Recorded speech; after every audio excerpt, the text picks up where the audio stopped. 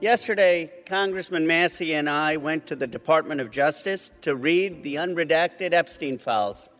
We spent about 2 hours there, and we learned that 70 to 80% of the files are still redacted. In fact, there were 6 wealthy, powerful men that the DOJ hid for no apparent reason. When Congressman Massey and I pointed this out to the Department of Justice, they acknowledged their mistake, and now they have revealed the identity of these 6 powerful men.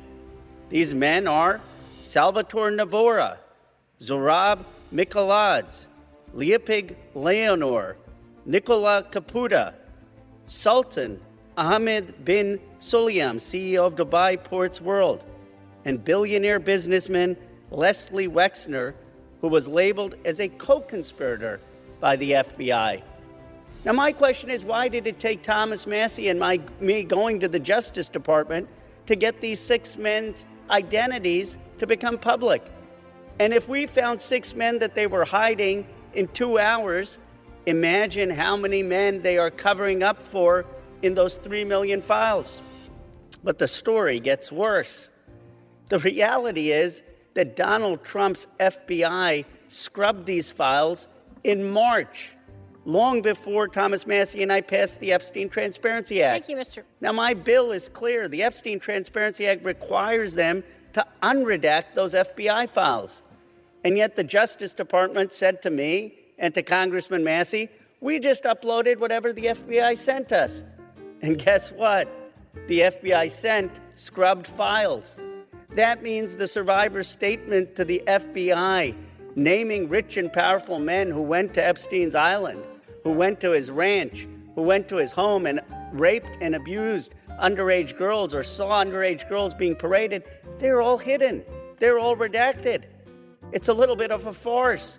They're inviting all the members of Congress to go to see the Department of Justice, quote unquote, unredacted files, but they've got all redacted files from the FBI.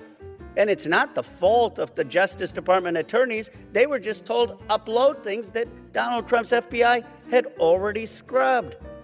It's a blatant violation of the Epstein Transparency Act, but it also asks a fundamental question. Who are they protecting?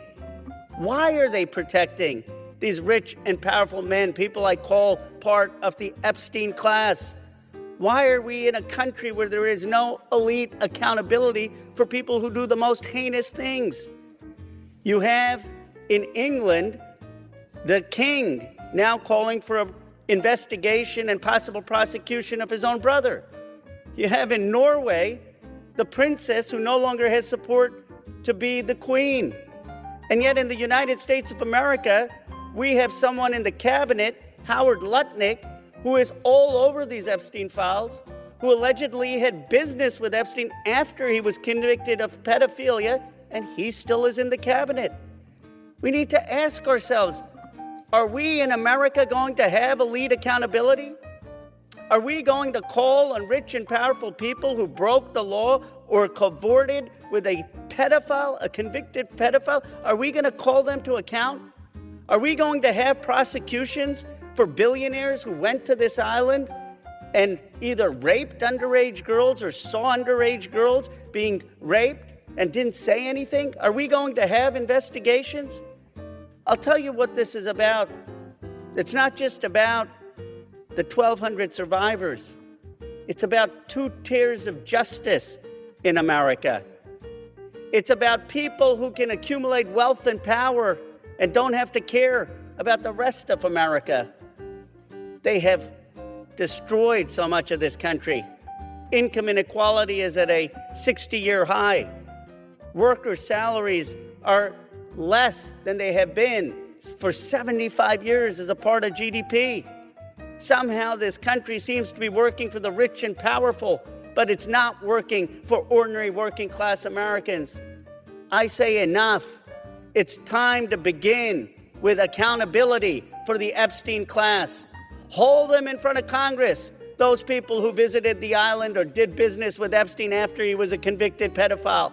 Investigate them, prosecute them, and let's return to democratic accountability in the United States of America. Let's return to one system of justice in the United States of America. Let's return to a place where every American has a stake in this country.